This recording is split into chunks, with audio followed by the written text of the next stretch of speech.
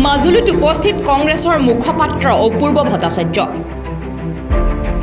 মাজুলীত হ'বলগীয়া উপ নিৰ্বাচনৰ কুচকাৱাজ চলাবৰ বাবে উপস্থিত হয় সেই মুখপাত্ৰগৰাকী।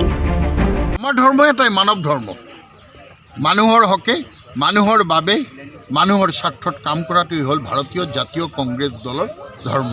আৰু সেই ধৰ্মকে আধাৰ হিচাপে লৈ এইবেলি মাজুলীত আমি ধৰ্মৰ নামত বেপাৰ কৰা দলটোক এশিকনি দিবলৈ এই সত্ৰ নগৰীৰ পৰাই আমি যাত্ৰা আৰম্ভ কৰিছোঁ।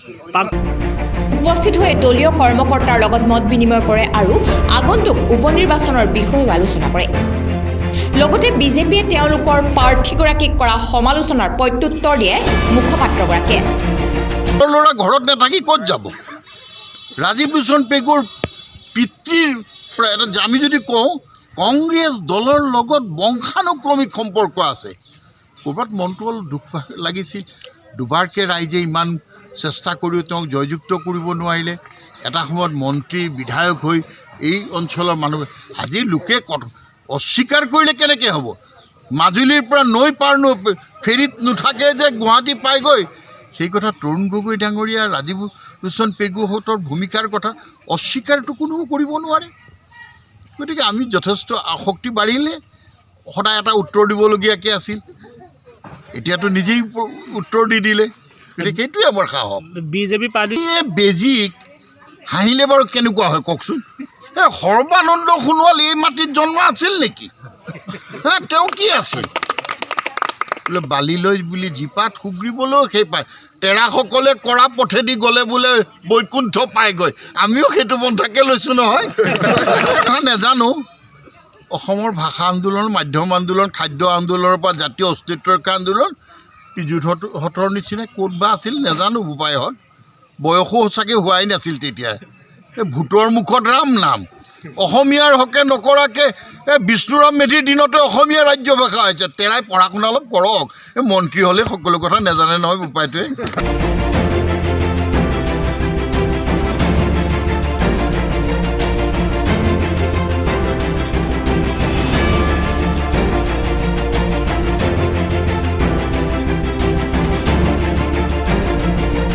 মাজুলীৰ পৰা চিৰঞ্জিত নাথৰ ৰিপৰ্ট, UNA।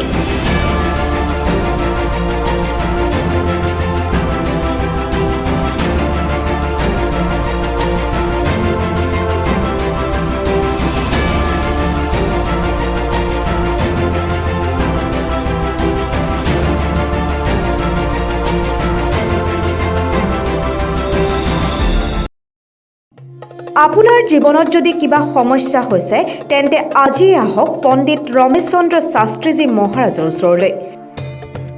ব্যৱসায় লোকচান, প্ৰেমত বাধা, বিবাহত বাধা, সন্তানহীন ইত্যাদি বিভিন্ন সমস্যাৰ সমাধান দিব মা কালী পৰম ভক্ত ৰমেশ চন্দ্ৰ শাস্ত্ৰী মহাৰাজে।